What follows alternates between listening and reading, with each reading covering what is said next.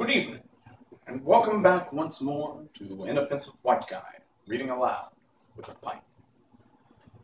When last we met, you most likely breathed a sigh of relief and thought to yourself, well, thank goodness the marvelous Wizard of Oz, the wonderful Wizard of Oz is complete. I like that story, but hopefully now we'll be able to move on to a better, even just a different setting.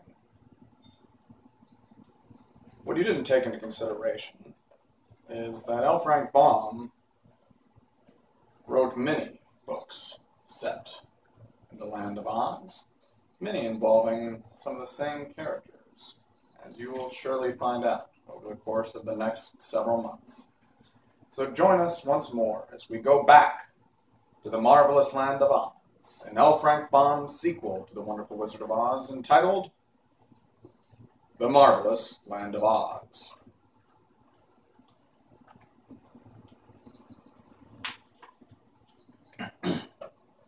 We'll begin our reading this evening with Chapter 1, Tip Manufactures a Pumpkinhead. In the country of the Gillikins, which is at the north of the land of Oz, lived a youth called Tip.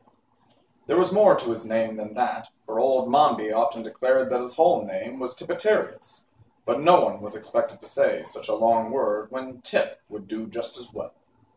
This boy remembered nothing of his parents, for he had been brought when quite young to be reared by the old woman known as Mombi, whose reputation, I am sorry to say, was none of the best, for the Gillikin people had reason to suspect her of indulging in magical arts, and therefore hesitated to associate with her. Mombi was not exactly a witch, because the good witch who ruled that part of the land of Oz had forbidden any other witch to exist in her dominions. So Tip's guardian, however much she might aspire to working magic, realized it was unlawful to be more than a sorceress, or at most a wizardess. Tip was made to carry wood from the forest that the old woman might boil her pot. He also worked in the cornfields, hoeing and husking, and he fed the pigs and milked the four-horned cow that was Mombi's special pride. But you must not suppose he worked all the time, for he felt that would be bad for him. When sent to the forest, Tip often climbed trees for birds' eggs, or amused himself chasing the fleet white rabbits, or fishing in the brooks with bent pins. Then he would hastily gather his armful of wood and carry it home. And when he was supposed to be working in the cornfields, and the tall stalks hid him from Mombi's view, Tip would often dig in the gopher holes, or, if the mood seized him, lie upon his back between the rows of corn and take a nap. So, by taking care not to exhaust his strength, he grew as strong and rugged as a boy may be. Mombi's curious magic often frightened her neighbors, and they treated her shyly, yet respectfully, because of her weird powers. But Tip frankly hated her, and took no pains to hide his feelings. Indeed, he sometimes showed less respect for the old woman than he should have done, considering she was his guardian. There were pumpkins in Mombi's cornfields, lying golden red among the rows of green stalks, and these had been planted and carefully tended that the four-horned cow might eat of them in the winter time. But one day, after the corn had all been cut and stacked, and Tip was carrying the pumpkins to the stable, he took a notion to make a jack-o'-lantern, and tried to give the old woman a fright with it. So he selected a fine, big pumpkin, one with a lustrous orange-red color, and began carving it.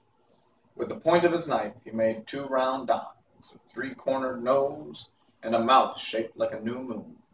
The face, when completed, could not have been considered strictly beautiful, but it wore a smile so big and broad, and was so jolly an expression, that even Tip laughed when he looked admiringly at his work.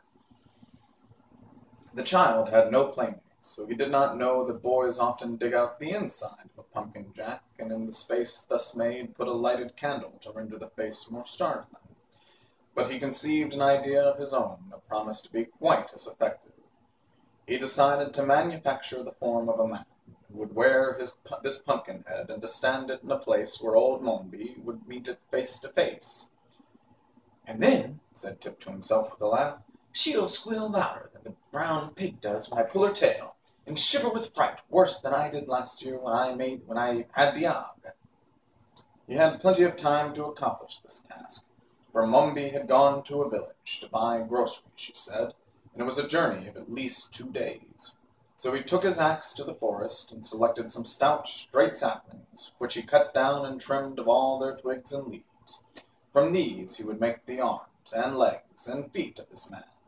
For the body he stripped a sheet of thick bark from around a big tree, and with much labor fashioned it into a cylinder of about the right size, pinning the edges together with wooden pegs.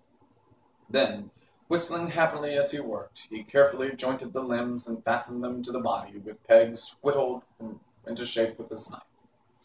By the time this feat had been accomplished, it began to grow dark, and Tip remembered he must milk the cow and feed the pigs. So he picked up his wooden man and carried it back to the house with him. During the evening, by the light of the fire in the kitchen, Tip carefully rounded all the edges of the joints and smoothed the rough places in a neat and workmanlike manner. Then he stood the figure up against the wall and admired it.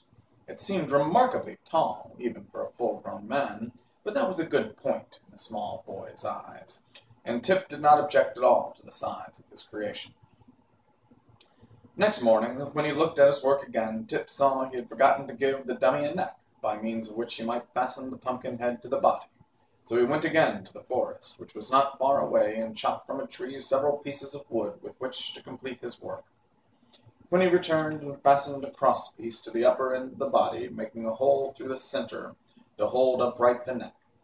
The bit of wood which formed this neck was also sharpened at the upper end, and when all was ready, Tip put on the pumpkin head, pressing it well down onto the neck, and found that it fitted very well.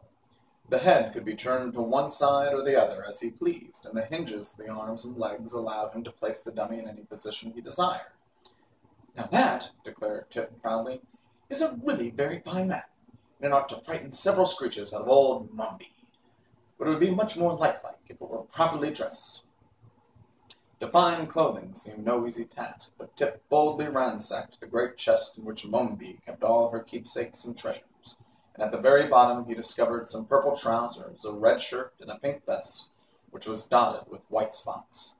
These he carried away to his man and succeeded, although the garments did not fit very well, in dressing the creature in a jaunty fashion. Some knit stockings belonging to Mombi, and a much-worn pair of his own shoes completed the man's apparel, and Tip was so delighted that he danced up and down and laughed aloud in boyish ecstasy. "I must give him a name," he cried. "So good a man as this must surely have a name. I believe," he added, after a moment's thought, "I will name the fellow Jack Pumpkinhead." And we'll stop there this evening. Welcome back to the marvelous land of Oz, and thank you for joining us here on Inoffensive White Guy, reading aloud with a pipe. I hope you've enjoyed our exploration of the land of Oz, and that you have yourself a merry little evening.